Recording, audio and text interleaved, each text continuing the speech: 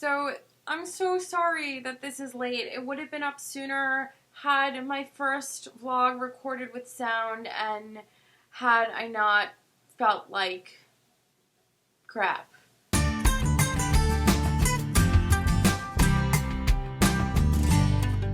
So this week, as mentioned before, is a very serious topic, but a very important topic.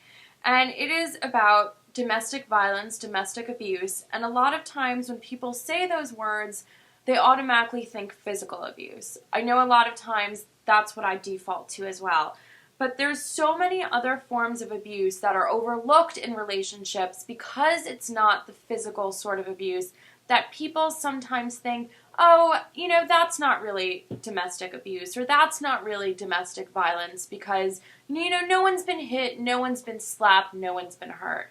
But in reality, abuse is so much more than just being hit. So I'm going to take the opportunity in my video to kind of go through the different sort of abuses that one could find when they get into a relationship. And I'm not saying any of these are better than another. They're not. Abuse is abuse is abuse. And if you're being abused or you know someone who is in an abusive relationship and any of these things that I talk about are eye-openers for you, please, please, please talk to someone. It is so imperative to speak to friends and family. It's imperative to speak to anyone, really, just to get a support group, to get people on your side, to seek help, because nobody should be treated less than with the utmost respect, or be treated less than a human being, really, is the takeaway in all our videos this week, is that there is no one in this world worth going through any sort of abuse for. Nobody. Because you should never feel worthless, you should never feel degraded, you should never feel less than human, and you should never be treated with anything other than the highest form of respect and love and gratitude. So if you know anyone that's in this situation, if you're in this situation, please, please, please, please, please seek some sort of help and seek people who are on your side, because you'd be surprised how many people are there to help you out. The first form of abuse is physical abuse, which is probably what everyone automatically defaults to. So that's hitting, choking, slapping, burning, shoving, using a weapon, physical restraining, intentional interference with basic needs like food, medicine, and sleep. Anything that affects you physically, physical abuse. No ifs, ands, or buts. That is physical abuse. Then there's isolation, and that's restricting freedom. So if your partner is controlling contact with friends and family, if they're controlling access to information and your participation in groups or organizations, if they're locking you up in a room or restricting mobility or monitoring your telephone calls, all this is abuse.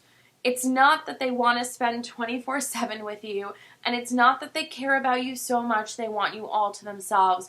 It's isolation abuse, and they're trying to separate you from everyone else to control you. Then the next one is psychological and emotional abuse, and that could range from your partner constantly criticizing or ridiculing you, ridiculing your friends, your family, your past, trying to humiliate or degrade you, undermining your self-esteem. I mean, any and all and so much more is emotional and psychological abuse, and that is just so horrible. To watch someone go through it or to be going through it yourself is such a horrible, horrible situation.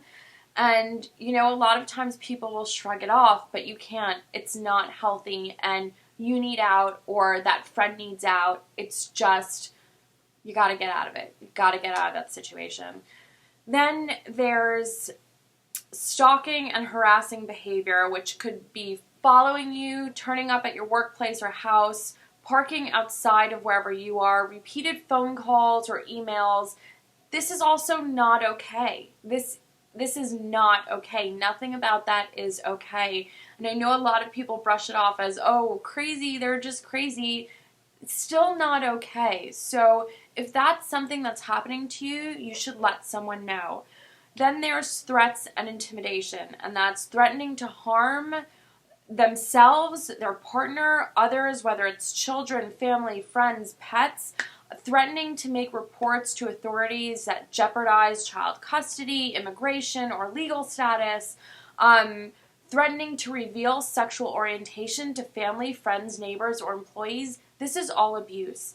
This is basically holding something over your head and getting that control because you're terrified someone's going to say something or you're terrified someone's going to do something.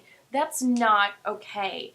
You need to tell someone. You need to tell someone you trust and someone that's close to you that could help you in that situation. Then there's another form of abuse that's often overlooked, I think, and that's economic abuse. And that's when a partner is controlling or stealing money, fostering dependency, and making financial decisions without asking or telling their partner. This is not okay. This ranks right up there with psychological and emotional abuse. It ranks right up there with physical abuse because it's taking away all the control and all the power from the other person in the relationship. And the point of a relationship is to be in it together equally. It's just not healthy. All these things that I'm talking about ultimately are not healthy places to be. Therefore, you need to be out of them. Or if you know someone that's in them, they need to be out of them. If it's not healthy, you shouldn't be there. And that's basically the moral of this video. If it isn't healthy, you have to get out of it. And the other form of abuse is sexual abuse and harassment. So that's forcing of sex or any specific sexual acts, pressuring someone into unwanted sexual behavior, all that, everything in between sexual harassment, sexual abuse. And personally, I don't think there's any gray in that area. It's black and it's white. If you're uncomfortable in that situation, and I don't care if you've been with that person for a week, I don't care if you've been with that person for 10 years or 20 years or 50 years. If you don't want to be touched, you should not have to be touched. You should not have to be forced. Nothing of the sort. All that, if someone's forcing that upon you, no matter how long you've known them or how long you've been in a relationship with them, that's sexual abuse, and that isn't healthy, and that's not a relationship that you should be in.